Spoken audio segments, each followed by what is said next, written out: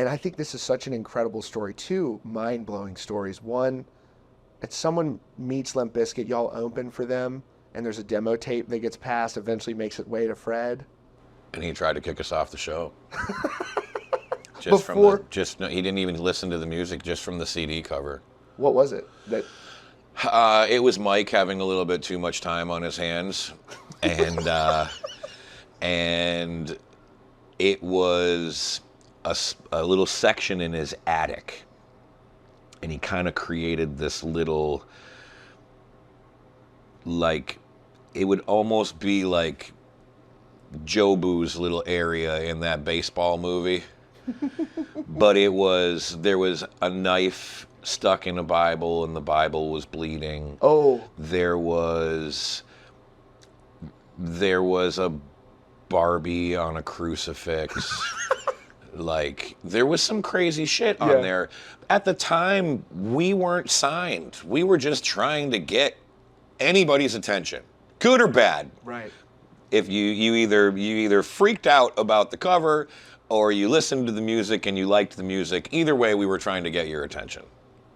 So I think I met John Otto first. Amazing. And John brought me in because I, you know, I might be known to smoke a little bit.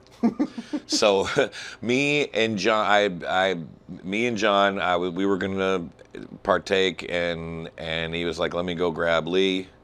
So then DJ Lethal came into the mix, and I believe it was Lee that I gave the CD to, that he went and gave it to Fred.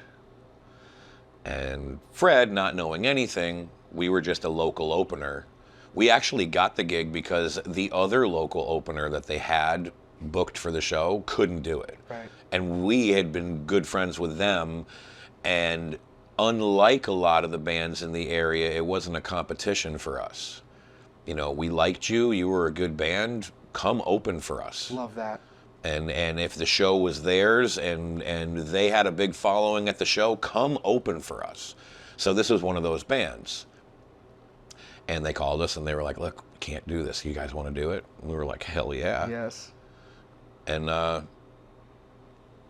remember Fred coming out to the main bar, because that's where me and my wife were standing at the time, and throwing the CD across the bar at me, and sliding it down the bar, and was like, "Bro, what the fuck is up with this shit? You guys a bunch of fucking devil worshippers or something?" Whoa.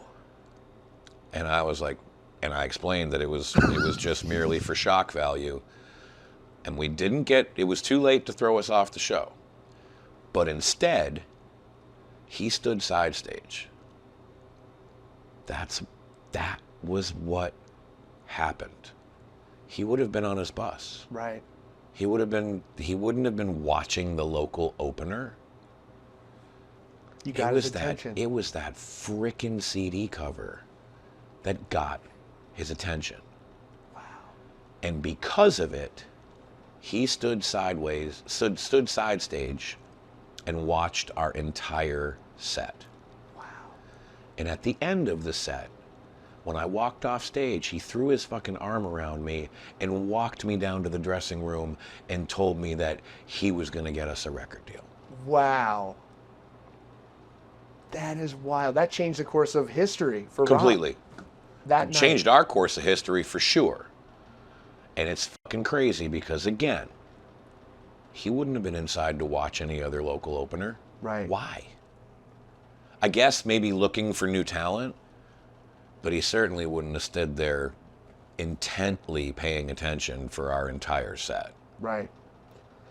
When you look over and you see him, and this is like when $3 Bill Y'all was out, right?